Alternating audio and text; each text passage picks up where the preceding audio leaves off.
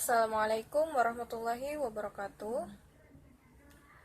Pada pertemuan kali ini, pada mata kuliah pembelajaran Sejarah Kebudayaan Islam, kami dari kelompok 8 yang terdiri dari Rahimah, Komariah An-Nur, dan Supiahmi, kami akan mempresentasikan makalah kami yang berjudul Perkembangan Islam di Indonesia. Yang pertama, saya akan menjelaskan tentang kedatangan Islam di Indonesia.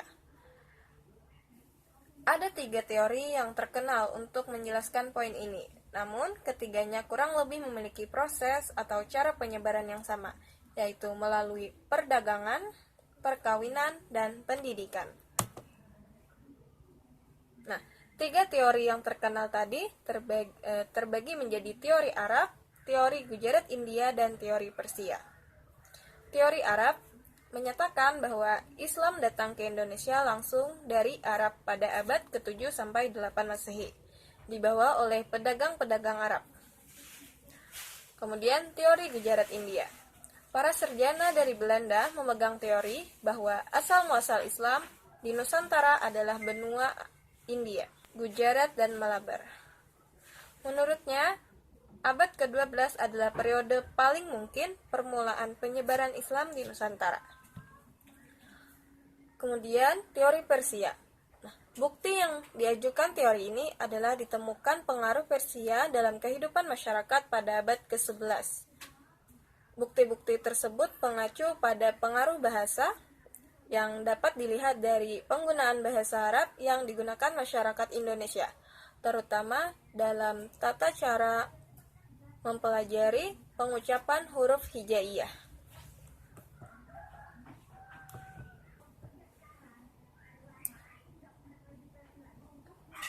Perkembangan Islam di Indonesia terbagi menjadi beberapa fase.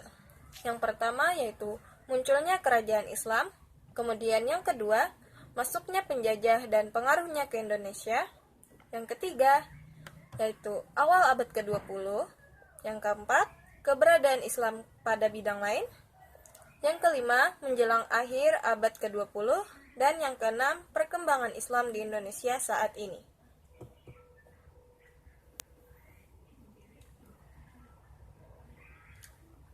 Munculnya kerajaan bercorak Islam. Nah, pada masa ini ada 3 tahap proses Islamisasi di Nusantara. Yang pertama yaitu fase kehadiran para pedagang Muslim, yaitu sekitar abad 1 sampai 4 Hijriah. Yang kedua yaitu fase terbentuknya kerajaan Islam, yaitu sekitar 13 sampai 16 Masehi. Pada fase ini ditandai dengan munculnya pusat-pusat kerajaan Islam. Kemudian proses yang ketiga yaitu fase pelembagaan Islam. Agama Islam yang berpusat di Pasai meluas ke Aceh di pesisir Sumatera, kemudian ke Semenanjung Malaka, Demak, Gresik, Banjarmasin, dan Lombok, hingga menyebar ke berbagai pelosok di Nusantara. Melanjutkan pemaparan dari teman saya Komariah An-Nur, lalu kemudian di sini ada peran ulama pada masa awal perkembangan Islam. Ulama adalah aktor sentral pada masa awal perkembangan Islam. Kepribadian ulama melekat kuat pada 2 sosok, yaitu yang pertama, saudagar yang menyebarkan Islam melalui perdagangan, sekaligus pemompa detak jantung perekonomian rakyat, dan yang kedua pada sosok sultan yang menyebarkan Islam melalui kekuasaannya. Pada abad ke-15 sampai 17, ulama sufi adalah kelompok elit saudagar, pemimpin gerakan sosial keagamaan, dan juga kaum bangsawan. Penguasa kaum bangsawan dan raja-raja Islam adalah saudagar yang menguasai jalur perdagangan. Begitupun dengan saudagar adalah ulama penyebar Islam. Lalu ada peran ulama pada masa awal perkembangan Islam. Pada masa ini, Islam dikembangkan melalui 3 jalur sekaligus. Yang pertama kultural, yaitu jalur dakwah, pendidikan, seni, kebudayaan, dan perkawinan. Lalu ada struktural, yakni politik dan kekuasaan, dan yang terakhir ekonomi dari jalur perdagangan. Adanya berbagai saluran proses islamisasi sebagaimana tersebut di atas memperlihatkan dengan jelas bahwa masuk dan berkembangnya Islam di Indonesia melibatkan semua lapisan masyarakat dan semua bidang keahlian. Kenyataannya, Islam disebarkan oleh selain para ahli dakwah dan pendidikan, tetapi juga oleh para ekonom, budayawan, seniman, politikus, pejabat pemerintah, dan masyarakat pada umumnya. Lalu ada pada masuknya penjajah dan pengaruhnya ke Indonesia. Nah, pada masa ini sulit untuk menemukan kebebasan, baik itu kebebasan yang beragama, berpolitik, berekonomi, dan kebebasan untuk hidup. Belanda berlayar dan singgah sambil membawa 3 misi, yaitu Gold, Glory, dan Gospel.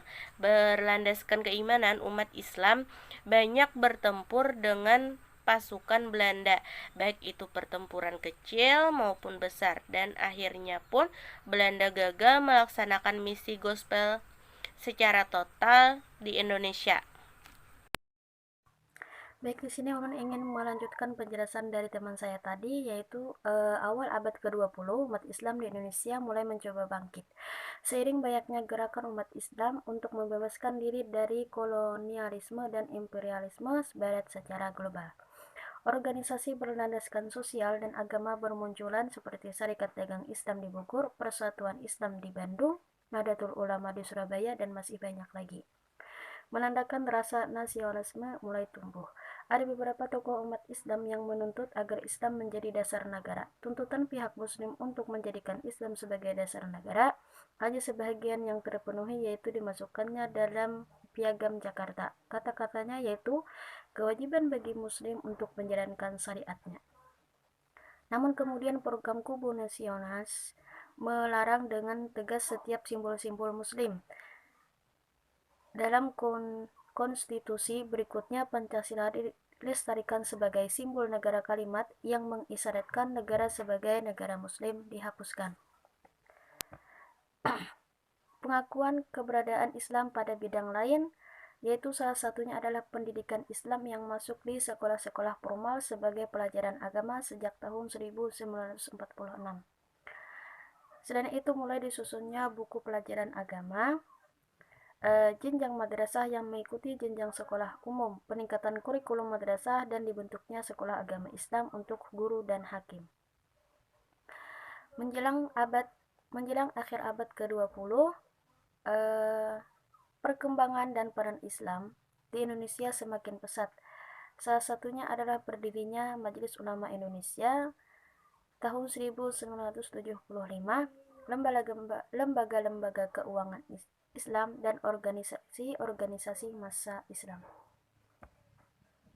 Perkembangan Islam di Indonesia saat ini, atau lebih tepatnya di abad ke-21, masuk di era globalisasi di mana informasi dapat diakses secara bebas. Terlebih lagi dengan semakin lancarnya layanan internet dan maraknya sosial media. Terdapat sisi positif maupun negatif dari berkembangnya layanan informasi maupun komunikasi. Walaupun Indonesia tidak akan terlepas dari globalisasi, modernisasi, maupun perubahan sosial, masih saja ada pihak ataupun oknum-oknum tertentu yang masih belum siap dengan perubahan. Namun di samping itu juga banyak orang-orang yang menjadi salah satu sebab suatu perubahan. Baik itu gaya hidup, ajakan berbuat kebaikan maupun dakwah. Para inspirator tersebut memanfaatkan canggihnya media yang ada untuk menyebarkan nilai-nilai Islam tanpa merasa ketinggalan zaman. Baik, itu saja yang kami sampaikan, penjelasan kami yang kami sampaikan. Sekian dan terima kasih.